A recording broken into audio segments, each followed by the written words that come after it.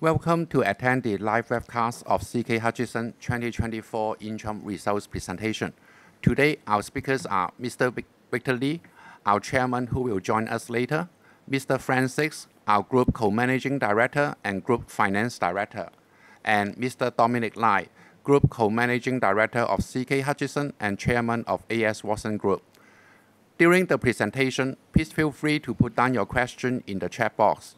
The Q&A session will follow the presentation. Before I hand over to Frank, please also pay attention to our disclaimer, which you can find on page 2 of the presentation. We can start now. Good. Well, thank you, and welcome, everybody. This is the first time that Dominic and I are doing this on our own, but it's not our first rodeo, so hopefully things will go reasonably well. I'll start by taking you straight to slide number 3, the financial highlights, obviously. Revenue for the half compared to the first half of last year was quite strong, actually. And one theme that you'll notice is there's relatively little Forex volatility, right, in comparing the first half of 2023 to the first half of 2024. Our earnings were lower by 9%. That's a 1 billion Hong Kong dollar difference. And to jump ahead a little bit, when we get to the next slide, you'll see that both EBITDA and EBIT were actually up 5%, so that needs to be explained.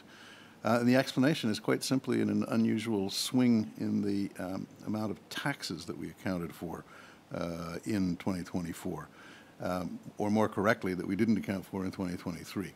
There's two elements to it. One is a cash tax element, which is because some of the treasury profits that made up the earnings in the first half of 2023 were not taxable, whereas more or less everything that made up the earnings in 2024, right, were taxable and in a number of relatively higher tax jurisdictions, so a higher effective tax rate on a cash tax basis.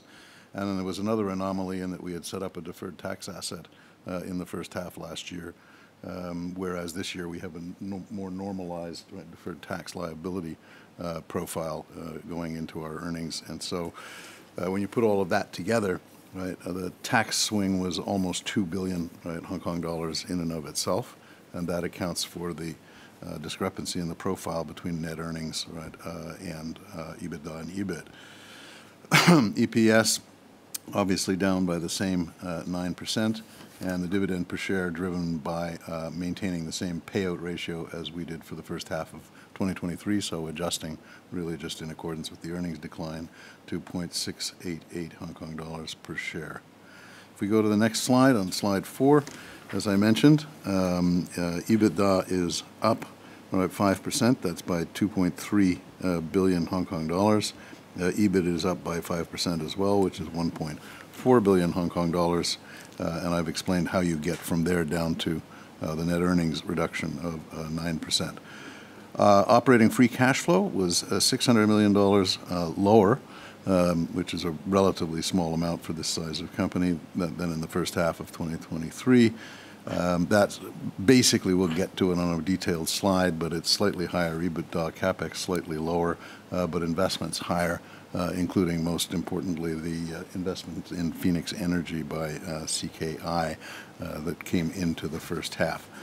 Our net debt ratio is flat when compared to the first half of last year, but it is actually up year on year, and I will explain that as well when we get to the cash flow, operating cash flow and free cash flow slides a little bit later on. So going to slide 5, first of all, looking at EBITDA, there's some significant changes in the geographic breakdown this year, notably a reduction in the contributions from Hong Kong and the mainland, which will come as no surprise, I think, to anyone. And when we look at the mix between the businesses, right, our ports business and our telecoms businesses were up. Our infrastructure and finance and investment businesses and retail businesses were flat or marginally down. So if you go to the slide on the right, you'll see that pretty well everything, right, was flat. Right, ports were well up. CKH Group Telecom was well up. Everything else was line ball, except for finance and investments and others, right? And that was basically driven by lower trading profits. So we didn't have the same trading profits as we did in the first half of last year in Treasury. And, of course, we include in finance and investment and in others our share of HUTCHMED. And, of course, HUTCHMED last year had a very large net incoming from upfront payments, licensing payments received when they did a transaction with Takeda, right, to basically appoint Takeda to sell and manage some of their oncology drugs in the rest of the world outside of Hong Kong and the mainland. So that's pretty well the explanation for EBITDA. If we then drill down one level further on slide 6 to operating free cash flow, right, again there you'll see that the contribution profile has increased for ports, increased for telecoms, right, and reduced, right, for the other operations. If you go to the diagram on the right, which basically splits that operating free cash flow performance out by division, right, ports, first of all, in terms of the incoming side, so that's the EBITDA of ports' direct subsidiaries, right, and the dividends which it receives from associates and joint ventures, was about 18% higher. And its CapEx was about 50% of what it was last year, so significantly lower, and you put all of that together, and operating free cash flow contribution was up by almost 1.9 billion Hong Kong dollars.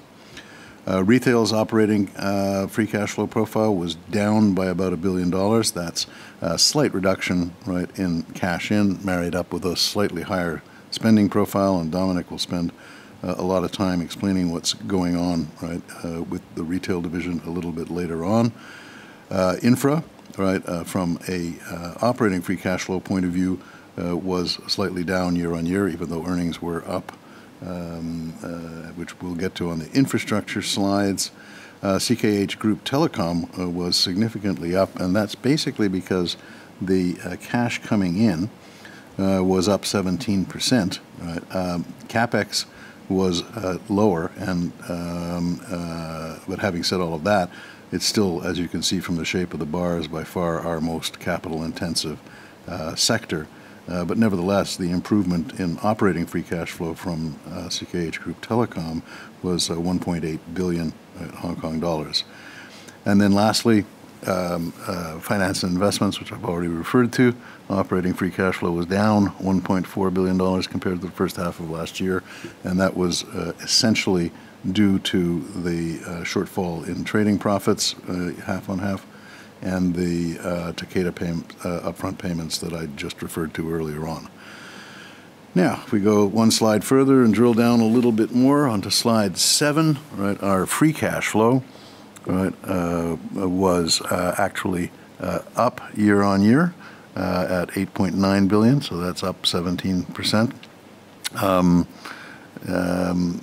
If we go through the pieces of the puzzle on the left, right, we'll go through the absolute amounts on the left-hand side, and then we'll go through the corresponding half on half, first half 23 to first half 24 comparisons on the right-hand side bar chart at the same time. So if we look at interest and taxes, we've already talked about taxes. The actual first half cash flow impact was about $500 million for taxes, and interest in cash terms in the first half were up by 883 million Hong Kong dollars. So that's the increase that you're looking at on the right-hand side of roughly 1.4 billion.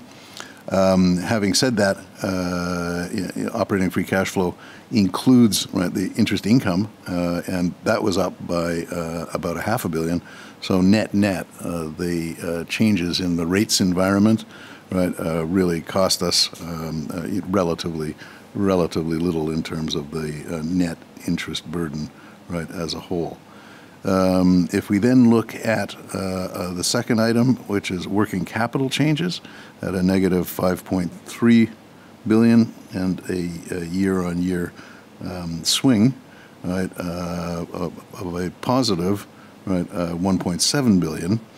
The reason for the positive is entirely because in the first half of 2023, we made a very large VAT payment relating to the Cellnex Tower transactions of the year before that. That was about $4 billion, So that's the reason why the year-on-year looks favorable. Actually, if you look past that, right, at the working capital changes in the businesses and in the operations, I think it's fair to say it was a little bit more stressful for retail. It was a little bit more stressful, right, for infrastructure. But all in all, when you're making the comparison, because of that big one-off in the first half of 2023, we have favorable variances. When you look at telecom licenses, which are not included in the operating free cash flow calculation, right, there was a significant swing there again, $949 million. So basically spent nothing on telecoms licenses in the first half of this year, and we spent roughly $1 billion in telecoms licenses in the first half of last year. So that's the swing there. And then when we look at others, there's a positive variance again. So others were a positive inflow of 2.2 billion, right, which is a year-on-year swing of about 550 million. Now, I have to caveat that number because you'll get to the next page and you'll see that, strangely enough, net debt doesn't get reduced, right, by what you would expect it to be reduced by, just looking at the free cash flow profile.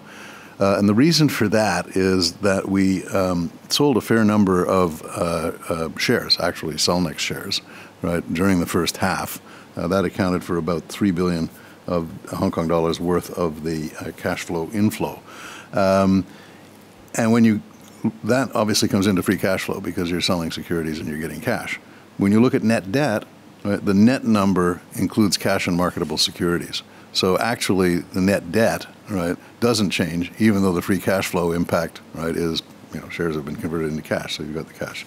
So that's probably the only sort of real mystery when you look at this presentation, is why it is that net debt doesn't come down. If we move to we are on the next slide, our financial profile. So average maturity is still sitting right at 5 years, so really quite unchanged. I think the important thing to observe about that is that if you look at the debt maturity profile, most of what we've got coming up in 2025, right, is in bank debt. And so the refinancing burden for 2025, right, is not particularly onerous. The refinancing burden for the rest of 2024 is almost taken care of. We may be in capital markets for one more debt issue, or we may not. But all in all, I think that we're in pretty good shape, right, in terms of average maturity. If you look at the net debt improvement, I think I just really explained that in part. One of the reasons is the bit that doesn't, free cash flow that doesn't improve net debt, which is the proceeds on the Cellnex shares.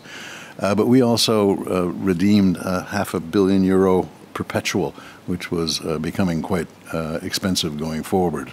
And so obviously that drove up net debt as well. So those two items together are basically why we've gone from 16.1% at the end of last year to 17% as we sit here today.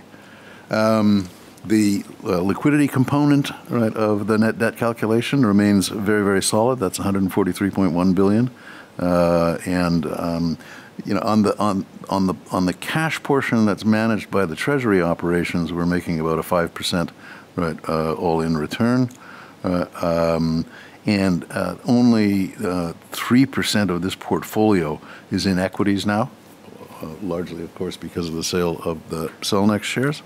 So we're 92% in cash and 5% in U.S. Treasuries. So the liquidity profile remains very, very strong. Our average cost of debt, welcome. Our average cost of debt is 3.6%. So that's up a little bit. But having said that, I think that because we're 69% in fixed rates and 31% in floating rates after swap, and you take a 5-year maturity, right, we've had quite a bit of attenuation, if you will, of the impact of rising rates overall in the company.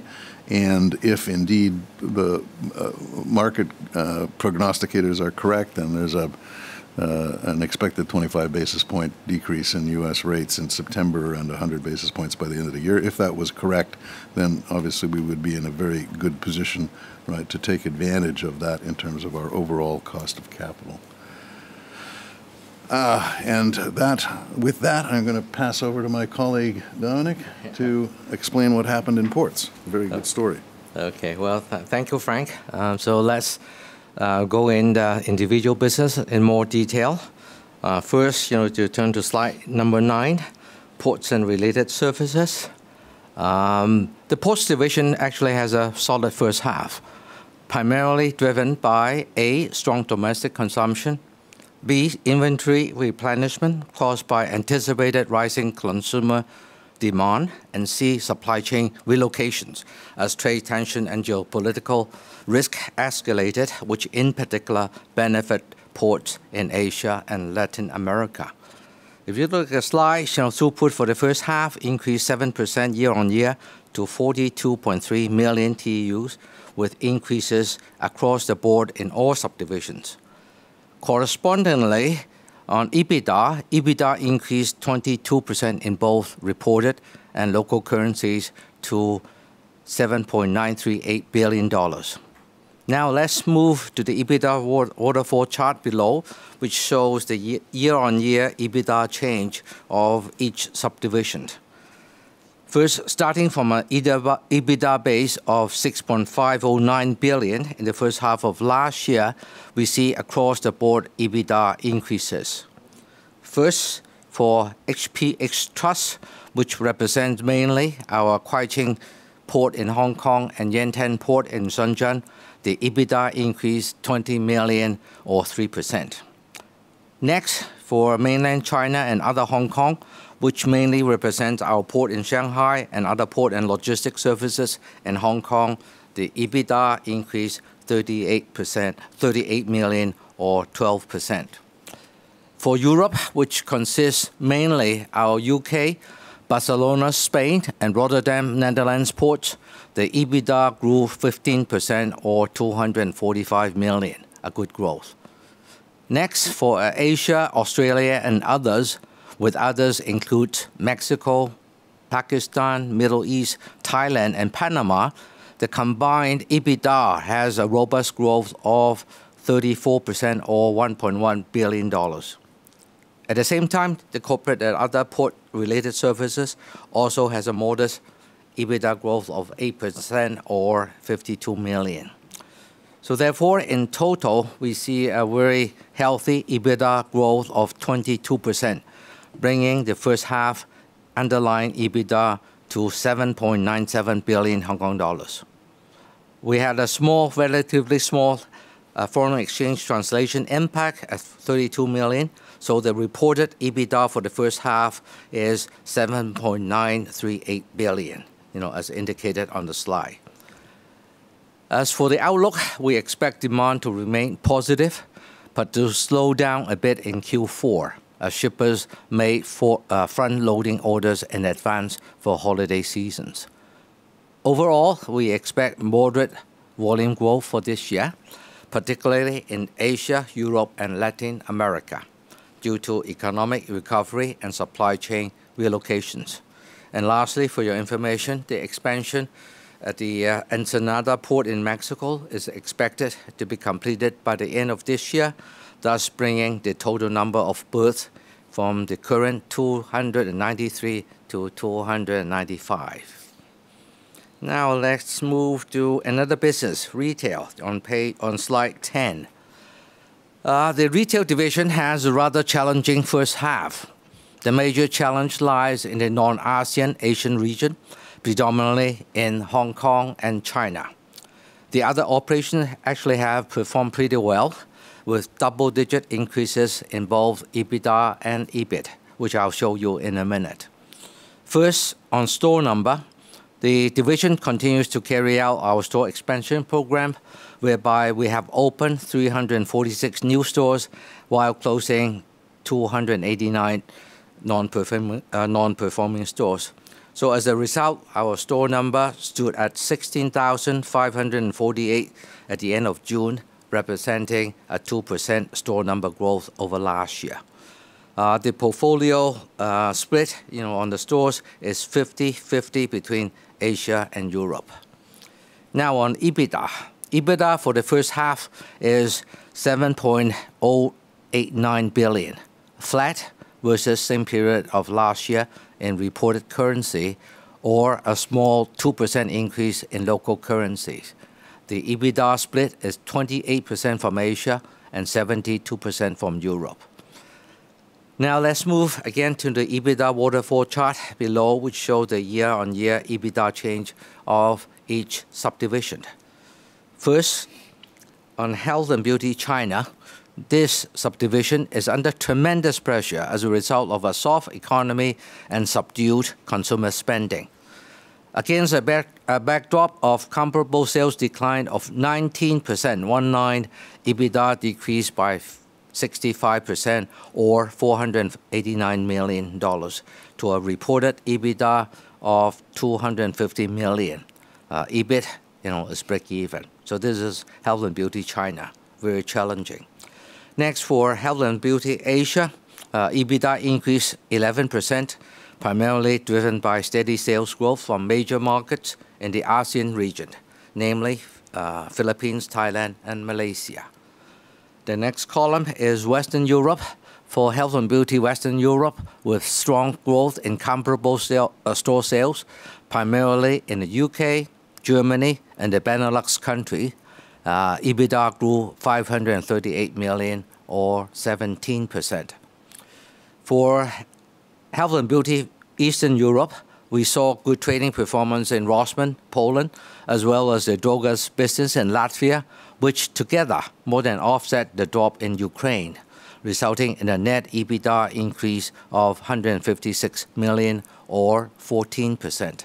So in summary, and for our health and beauty businesses, which accounts for 88% of the retail division's revenue, in the first half, the total EBITDA has reported a decent 6% growth in local currencies over the same period of last year.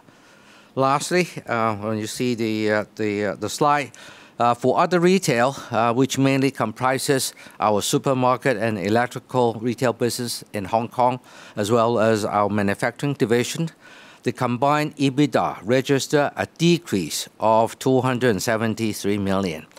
The decrease is predominantly in the Hong Kong supermarket business, whereby many Hong Kong consumers do their grocery shopping across the border in Shenzhen over the weekends, especially when they travel there for leisure. So all in all, the underlying EBITDA for the first half of this year for the retail division is $7.171 billion, 2% increase, and with a $82 million adverse foreign exchange translation impact, the reported EBITDA for the retail division for the first half is registered at $7.089 billion. Looking into the second half of this year, businesses in the Europe and the ASEAN Asian countries should be able to maintain the momentum in achieving solid results. At the same time, various initiatives are being taken and implemented to improve the performance of the Hong Kong and China operations. Meanwhile, we'll continue to expand our store network with a short capex payback period, which currently stands favorably at 11 months. And lastly, we continue to strengthen our engagement with our substantial loyalty member base of 164 million members. Now I would pass back to Frank to talk about our infrastructure business. Okay. Well, of course, CKI announced its results yesterday, so this is all pretty well-known stuff. I'll go fairly quickly just to say it's very satisfactory to see that CKI's reported earnings were up by 2%. And, of course, that was reflected in dividend growth to 72 cents a share announced yesterday. The balance sheet remains very strong. With a 9.8% net debt ratio, it's up a little bit, but nothing in any sense alarming. And when you look through that and look at CKI's effective share of the underlying net debt of the associated companies in the group and joint ventures in the group, the see-through rate excluding the complexity of power assets holdings, is about 49%. So again, for the types of businesses that CKI is in, that's by any definition a very conservative underlying balance sheet. So as we kind of look forward, we're very, very pleased that there have been 2 acquisitions completed in the first half, another one that was announced just yesterday. 2 of them in particular, right, are in renewables, which is a good direction of travel, right, in terms of the group's overall ESG profile, among other things. And the Phoenix Energy acquisition, right, in Ireland is again, I mean, is very much an ESG positive, essentially because most people in Ireland still heat their homes using oil. And so the driver of natural gas distribution to substitute for oil is actually a positive, right, in the overall scheme of things. You know, in terms of outlook, obviously we expect a pretty steady-looking second half. We'll start to get, hopefully, some contributions from the new acquisitions, and the company is in an excellent position to continue to look at new acquisitions.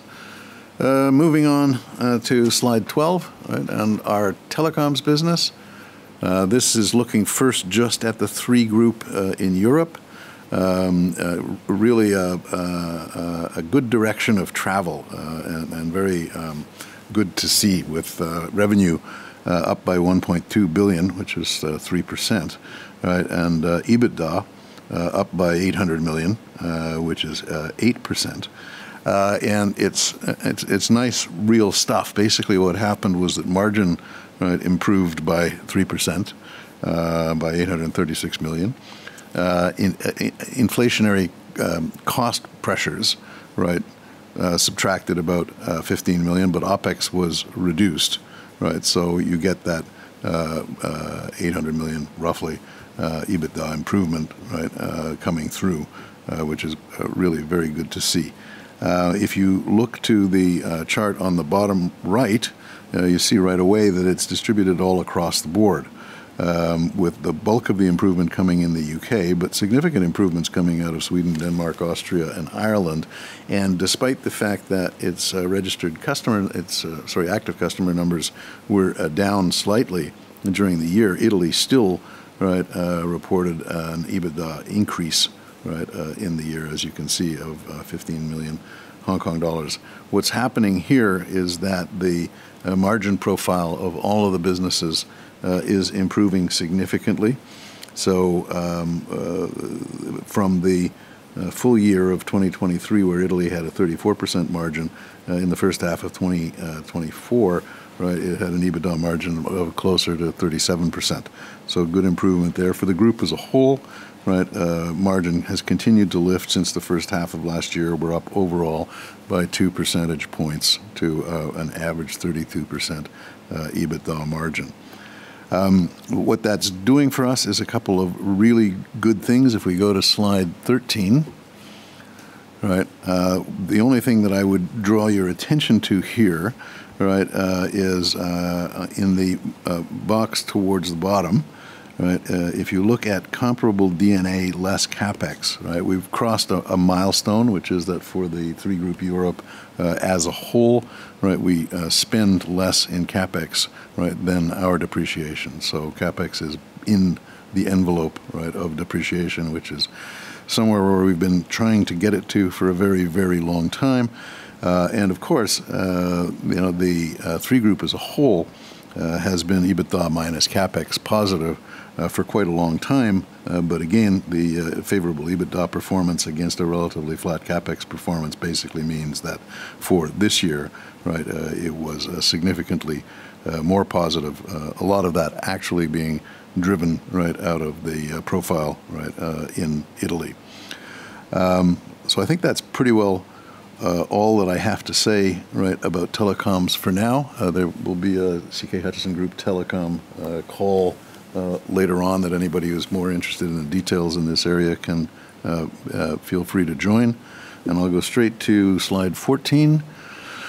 touches briefly on our other operations. I think Cenovus is, I would describe, as far as we can see, as firing on all cylinders at this hour. They increased the base dividend, of course, in the first half, which was very welcome.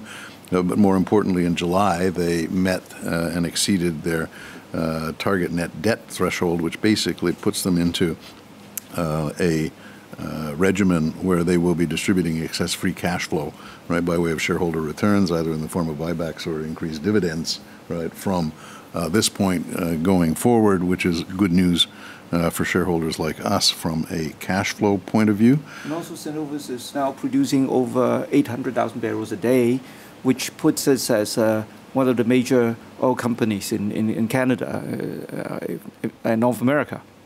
Yep, exactly.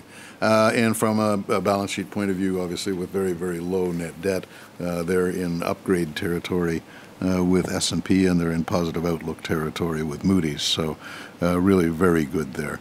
In the Indosat Ooredoo Hutchison telecom operation in Indonesia, again, I mean, a very, very good story with EBITDA growing by 18% and earnings growing by 43%. Right, the post-merger performance, right, of this company has been as good as I think I've ever seen, right, out of a merger combination. So we're very pleased to see that. The network has grown to 240,000 base stations, so it's a very, very large operation. And again, this company also has a very healthy balance sheet. So net debt to EBITDA is less than 0.4 times. So that's quite attractive. Looking at TPG, they've had growth in mobile service revenue and growth in their subscriber base. They have faced some headwinds, obviously from the way that the NBN is being dealt with, right, in Australia. So all in all, I mean, I think they they make their own announcements. So I would refer you to their own earnings announcements when they're made. The one thing that I would point out here is that if they get the required regulatory approval, the network sharing agreement with Optus is a very, very important milestone for the company, because it will mean that from a mobile point of view, for the first time in either Vodafone's or Hutchison's or TPG's history, they will have absolutely no coverage disadvantage, right, relative to any of the other operators, right, anywhere in Australia. So that's a big deal to look at.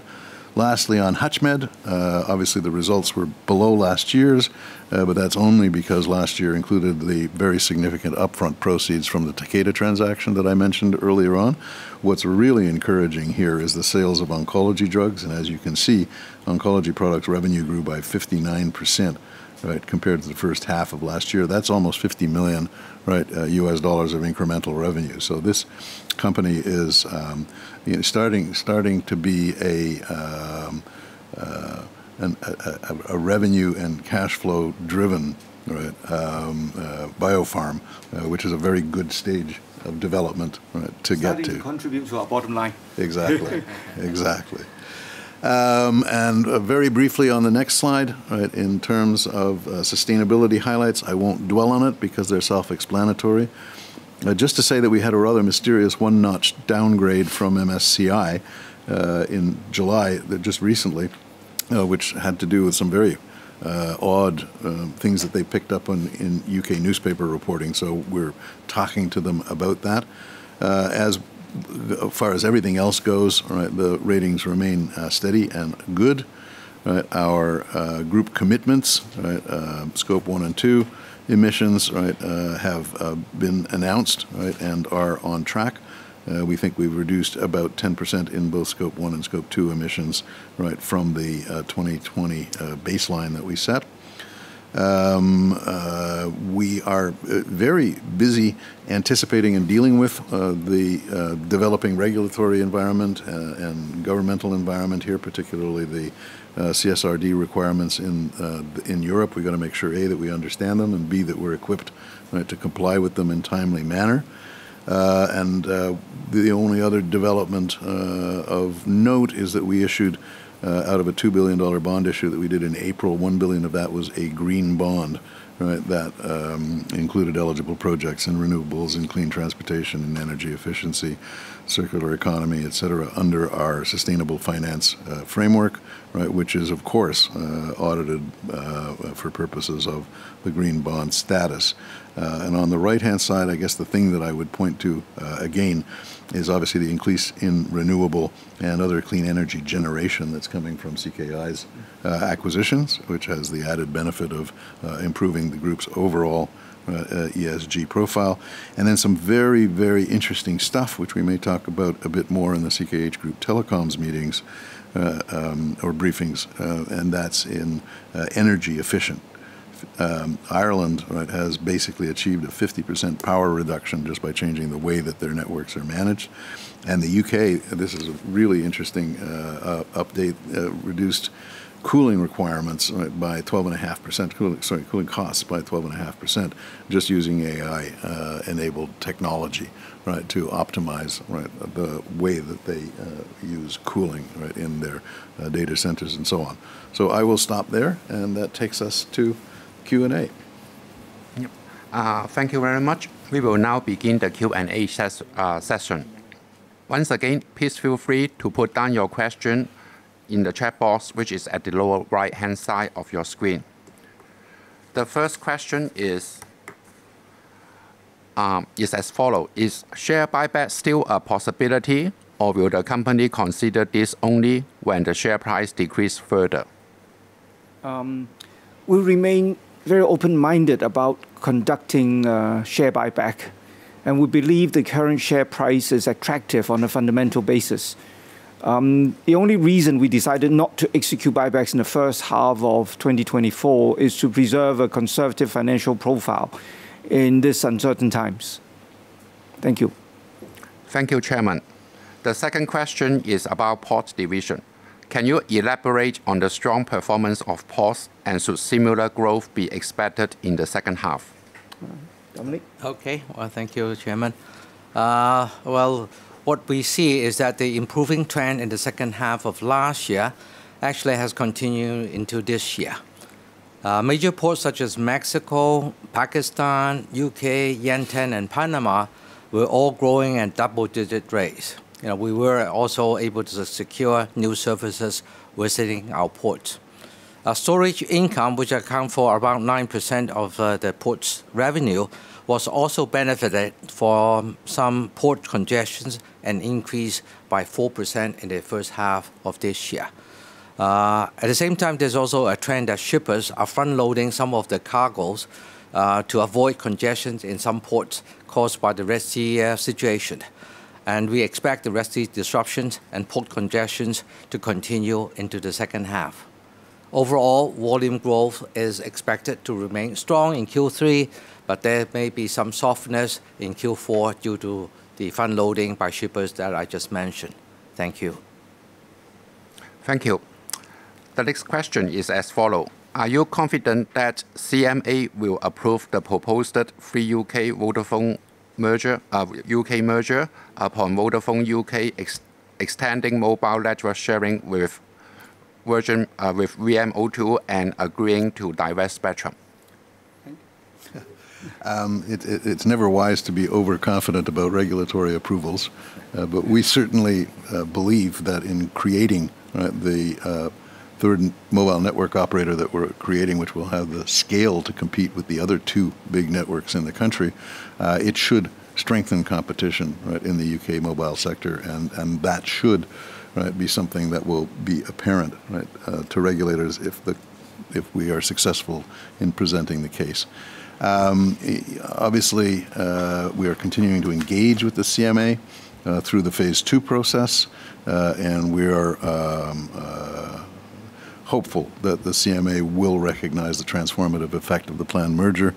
I would also add that under the leadership of Melanie Dawes at Ofcom, which is the industry regulator, Ofcom is engaged in making sure that there's a good, clear, and transparent understanding of what it is that this merger is expected to achieve. So that I think is a helpful direction of travel. I should also point out that Vodafone made an agreement with VMO2, which is conditional on the completion of the merger, as well as the CMA approval of the merger. But this agreement is very important because it includes a sale of spectrum to VMO2, which, as we all know, right, is somewhat spectrum constrained compared to all of the other operators in the UK. It extends the network expansion benefits from our $11 billion investment plan committed in MergeCo to VMO2's customers. So that means that the overall mobile experience will be better for over 50 million customers in the UK, not just MergeCo's customers. And of course, it improves the balance of spectrum holdings between all of the UK mobile operators. So it should, as a result, significantly enhance the competitive environment in both the retail and, very importantly, in the wholesale mobile markets in the UK. Thank you. The next question is about secondary listing. Chairman, I got several similar questions in incoming email in Chinese, and I will repeat the question first in English and then in Cantonese.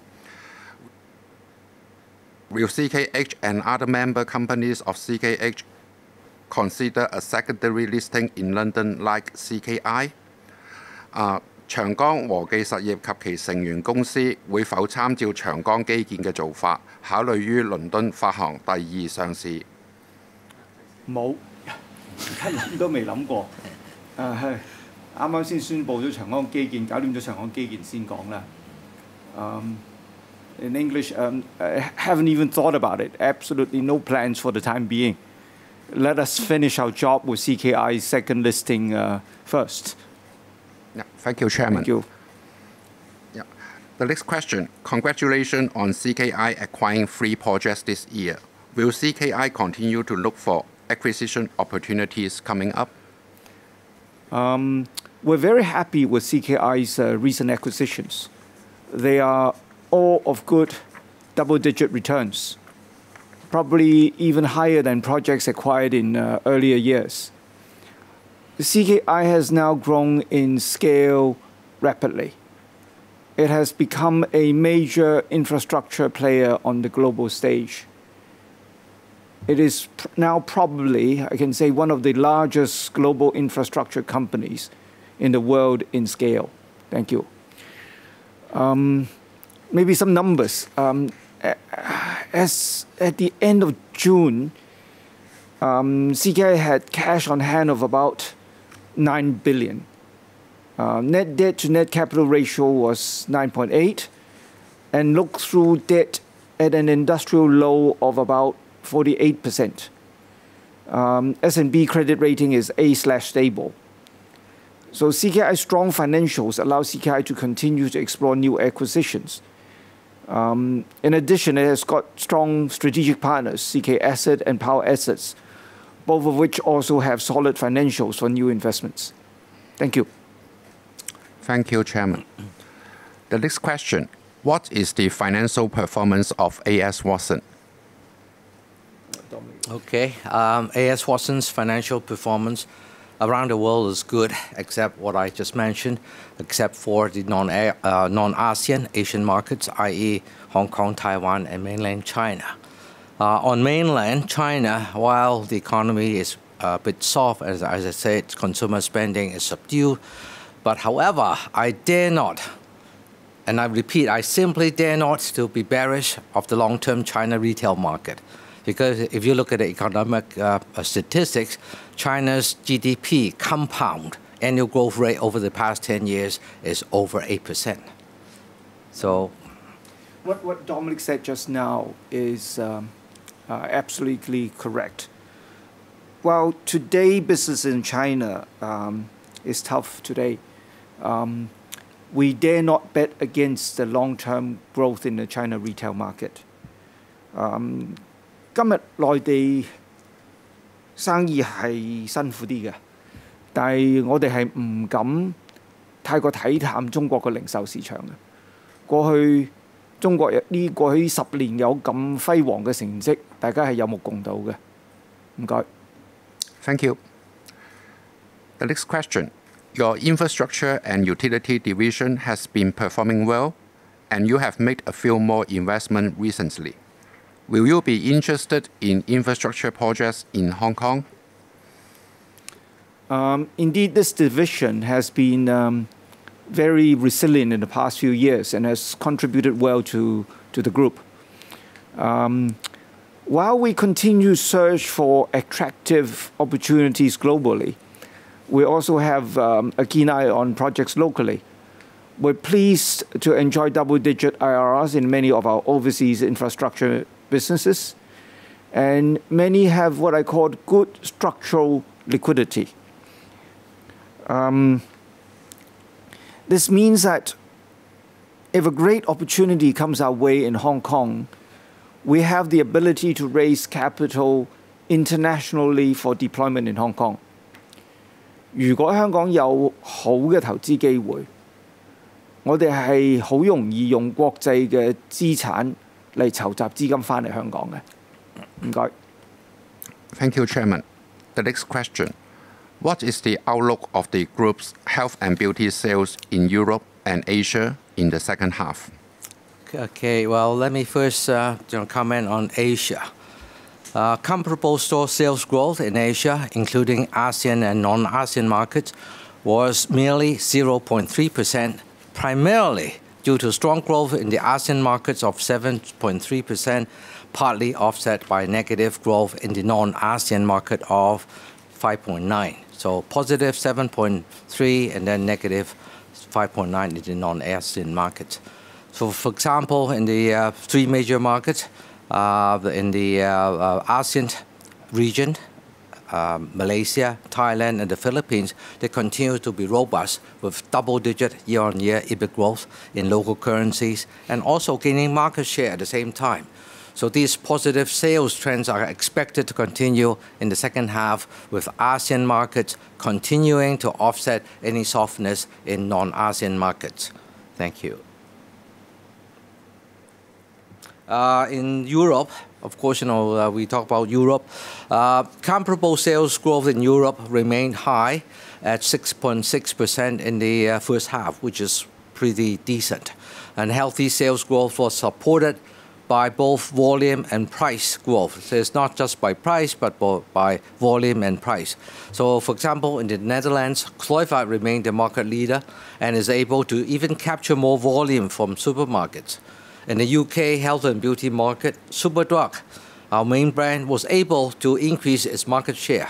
So lastly, our associate company, Rossmann, they are expanding its store network in Poland, which will underpin solid growth in the second half. So all in all, we're confident that health and beauty as a whole will maintain solid earning growth in the second half.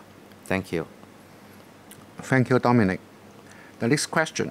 How is the Red Sea disruption evolving, and was there any impact on HPH operations so far? Okay, so of course, I don't have a crystal ball, but there may be a possible long-term resolution to the Red Sea crisis following what happened in Gaza ceasefire proposal back in June. However, in the industry, shipping lines may need more time to rearrange schedules and networks, and for operation to return to normal even after the Suez Canal resumed transit. So the Red Sea disruption will continue, in our views, into the second half of this year. On our ports, on our business, our Middle East ports are mainly catered for local economy and thus not being affected much by the service reshuffling as a result of the Red Sea situation. On the contrary, our terminals in Barcelona, Spain, Sohar, and Bahamas actually have gained ad hoc transshipment volume as a result of this service rerouting. Thank you, Dominic. The next question. What is the expected CapEx level of your port operation this year? Frank, CapEx.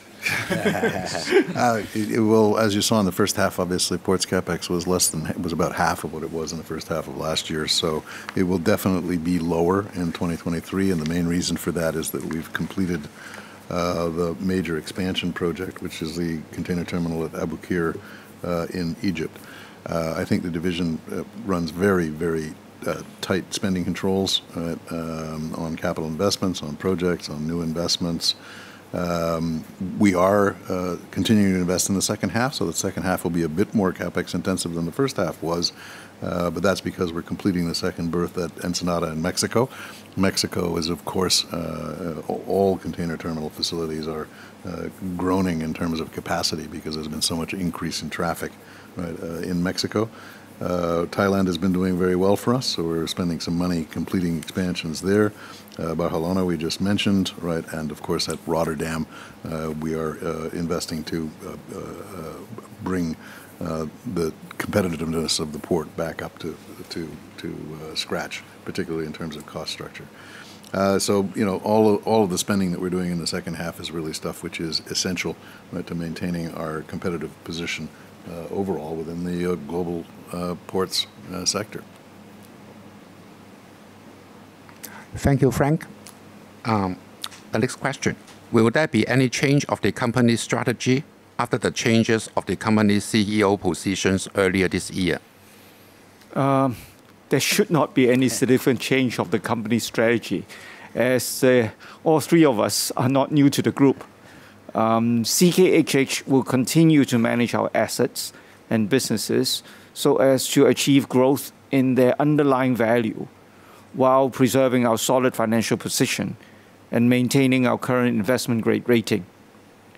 We will also maintain our long-term objectives of exploring value accretive transactions for our shareholders and deploying capital in a way to deliver good returns to shareholders. Thank you. Thank you, Chairman. The next question.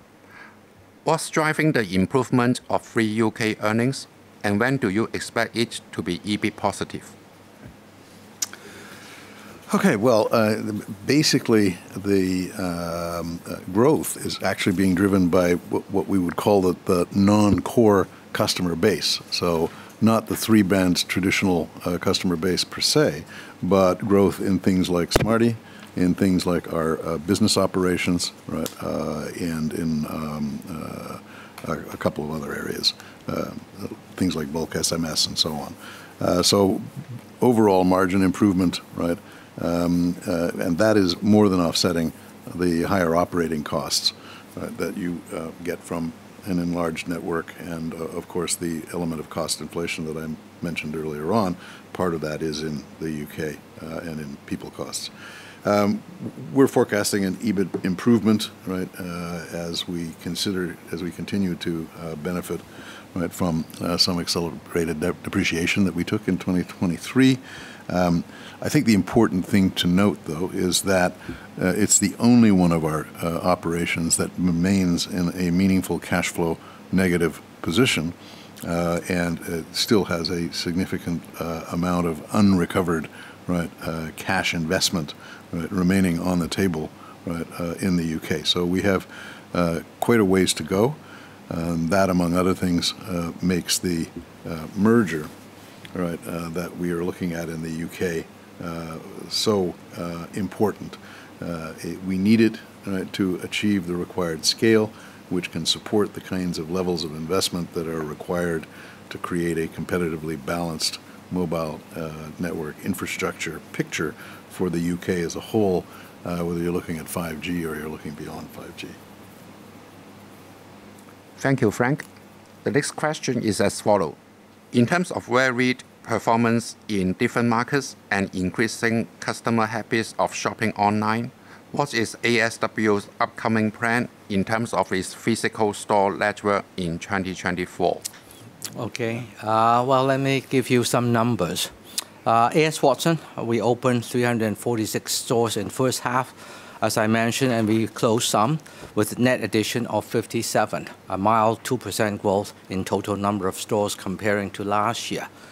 In these new openings, 36% were in Europe and 23% were in ASEAN Asia, as I mentioned, which is doing quite well. While we pursue our sales growth in both online and offline channels as a part of the O+O strategy, our growth store opening this year in the second half is expected to be higher than the first half, with total of around 1,100 for this year, higher than what we did last year of 878 stores. 59% of the gross opening for this year will be in Europe and ASEAN Asia, where trading momentum continues strongly, while 28% will be in China's lower tier cities and for store relocations, with overall China store network size remain the same, similar to last year. Currently, we have around 3,700 stores in China. So as we just spoken, China, due to soft consumer sentiment and with relatively large proportion of our sales coming from online. In fact, over 50% of the sales is from online. So our focus will be more on short payback and profitability on the physical stores open instead of just chasing after the numbers. And we look at the payback. We look at which city that we want to grow. So right now, it's more on the lower tier cities for better return and quicker payback. Thank you. Thank you, Dominic. The next question is as follows. Can you elaborate on the performance of Windtrade in the first half, given it is the only free-group European operation without year-on-year EBITDA growth? What is its prospect after the completion of the merger between Vodafone and Fastweb? Okay. Yes, thanks, Chairman. Look, its EBITDA was stable against the same period last year. That was primarily driven by sound cost control measures and some significant growth in what we call the beyond the core revenue streams, so the non-traditional revenue streams, which include things like cybersecurity products, insurance products, energy products, and that all but offset a very moderate 1% decline in net customer service margin. That decline was due to churn, and that is quite simply due to the continued aggressive pricing by our friends at Iliad in the lower value end of the Italian consumer market. In terms of the Vodafone Fastweb merger, all in all, our thinking is that it probably benefits the sector as a whole. The merged entity will probably adopt a more rational approach on pricing, certainly, than Fastweb was as a standalone MVNO. And so with Windtrade's customer base being more consumer-focused, we would expect the impact of the merger would be slightly positive for Windtrade in the midterm. And again, aided by continuing growth, right, in those new beyond the core non-traditional telecom margin sources. Yeah. Thank you, Frank. We still have two more questions. The next one is about telecom division. What is the CapEx outlook of the telecom division in 2024? So CapEx will be pretty similar, right, to what it was for 2023 as a whole, probably a little bit lower. I covered some of that in the slides on telecoms, and again, we'll be going into more detail in the CKH Group Telecoms announcement presentation later on today. Basically, we will continue to manage CapEx and cash flow to keep a strong financial profile. As I said, CKH Group Telecom is very solidly EBITDA minus CapEx positive, and it's going to stay that way. But we're striking a bit of a balance, right, in terms of spending, so that we've got the right levels of investment to keep growing new segments such as the ones that I talked about, but also obviously fixed wireless access, which in many ways is becoming more meaningful as a competitor to fixed line broadband offerings in a number of our markets. Yeah. FWA is looking very encouraging. Yes. Yeah. Thank you. The last question is about ESG. What are your thoughts about future developments in sustainability disclosure, and how did you manage the impacts to your business? The whole area of sustainability and ESG disclosure is continuing to receive an increasing level of attention. from governments and from policymakers. So we're expecting more governmental and regulatory requirements, right, all around the world, right, going forward. Now, how do we deal with that? You've probably seen from our sustainability report, I mean, we engage with a whole lot of different stakeholders in different businesses and all around the world. And so what that does, right, is it gives us the ability to remain current as to what is best practices in all of the sustainability and ESG areas that are touched by our businesses, and we try to incorporate those both into strategic planning and into our risk management activities across the board.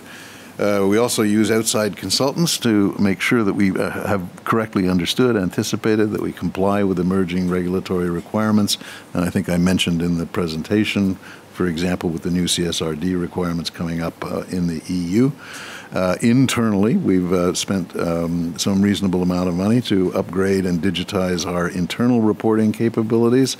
And that's directed to ensuring that we really are measuring our performance and key metrics correctly and reporting externally correctly and in a proper way so that we're not ever put in the position of being exposed to claims of greenwashing.